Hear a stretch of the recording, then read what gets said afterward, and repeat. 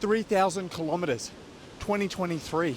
It's November, 24 degrees Celsius, whatever that is in Fahrenheit. Coordinates 27.421 south, 154.896 east. Name, Average Dom Slim.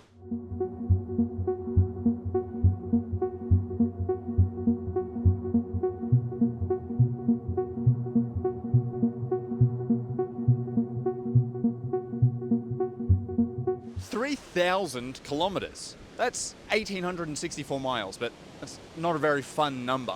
3,000 is like double what I did last year, and that at the time was the biggest I'd done then. So now this is the biggest. It's kind of unreal. How far is 3,000 kilometers? That's like running from the Gold Coast to Uluru in the center of Australia, or from my old house in Geneva all the way up to the Arctic Circle. Or if you're in North America, it's like running from Canada the length of the US all the way to Mexico. That's insane. How many kilometers or miles did you run this year? Let me know in the comments below. So here's the background. I'm still pretty new at running. I mean, I've been jogging for many years, but I've only been like seriously running for about 1 year. And holy heck, have I learned a lot in this year. Essentially, it's been a Pandora's box of learning about running things. And that makes me Pandora, and the box is full of good things, and all the things are related to running. Admittedly, it's a much less interesting Greek myth. So I want to share with you everything I learned this year. And by everything, I mean the top 10 things, because we both don't have all day. Unless you do.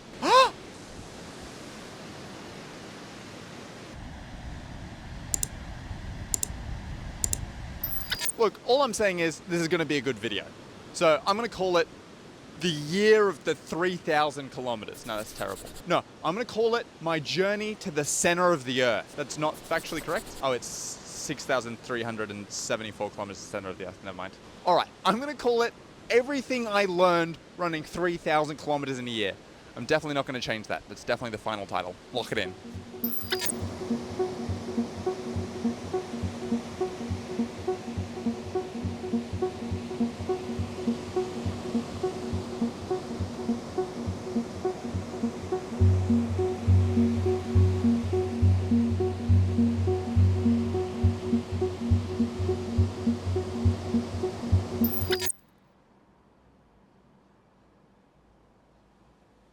Hi, I'm going to start with an easy one, and that's all about running longer.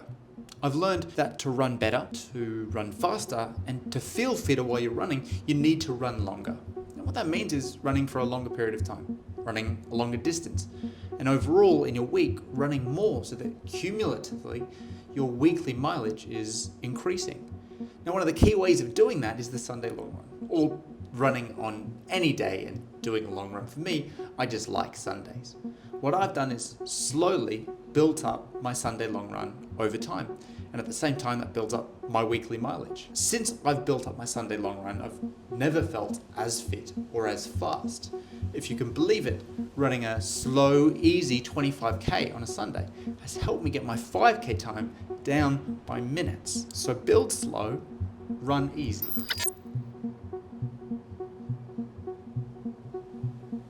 I've learned about the importance and the power of the running community to inspire, to motivate, to feel a sense of belonging. I personally have gleaned so much knowledge from the people around me, from marathon experiences to blood tests to the right shoes to wear. Social media also opens up a whole new can of worms in terms of running connection and information, but of course it also has a lot of misinformation, or at the very least misguidance. So I've learned that having a critical mind when consuming that information is very important. But in terms of the running community in general, I've learned that the support of others can help you turn up to training, can help you hit your goals, and help you be a better runner.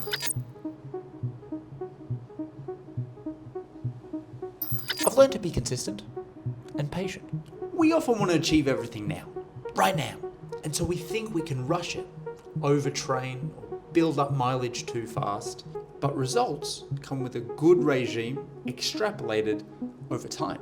I dropped my 5K by 3 minutes in a year, and then it didn't move for 6 months, and that's where I am now. And it just works like that. All I'm going to do is keep going, stay consistent, and I bet there's only one way that that bad boy is going.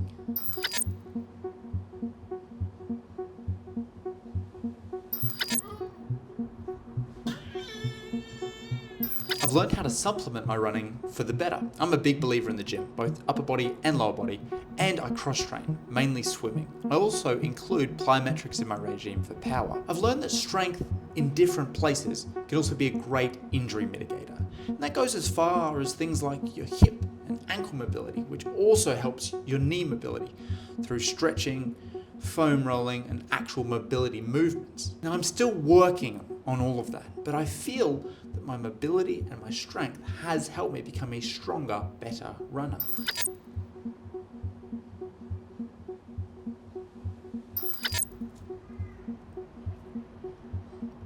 I've learned that what you put in really affects what you get out. I've learned that what you put in really does affect what you get out. For example, veggies and fruit for vitamins, protein for muscle growth and repair, high carb intake for energy and training, particularly around races. And it also goes to training your body to consume fuel before big sessions and races, to fuel during runs and races, and to fuel afterwards too. I've learned that you'll often get it wrong. Sometimes you'll underfuel and you won't have enough energy, and sometimes you'll overfuel and you'll feel terribly ill. And sometimes you just enjoy life too much and you have a cheeky bevy on a Saturday night and then pay for it on a Sunday morning. Now, it might sound cliche, but I've learned that the key is balance.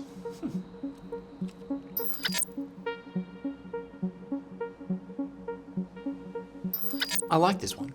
Running is hard, and it is frustrating at times. After some runs, you feel awful. And after some races, you just feel so disappointed. But I've learned that running overall is about feeling good and not about feeling bad.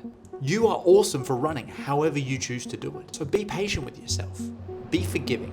Be kind. You are the best. I've learned I get a lot more out of running when I don't compare to anybody else.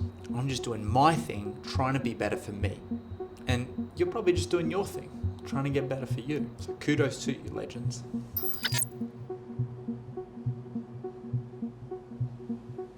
Now, there's a lot of information out there about running slow. Low heart rate stuff, zone 1 stuff. And I'm sure a lot of it is scientifically valid. But I've learned that for me to run fast, sometimes I have to run fast. I do run easy runs easy, absolutely. But I believe my speed work, intervals, tempos, thresholds, and the races themselves have helped me run and race faster than ever. Plus, for me, running fast is one of the biggest joys of running. If I ran slow always, I just know I wouldn't enjoy running as much. I've also learned just how fun events are, how fun racing is. And I've learned how much racing can do in terms of practicing for other races, performing under pressure, competing, turning up and cheering on others. Unsurprisingly, racing is one of the best parts of the sport for me. There are few feelings that match that pre-race feel.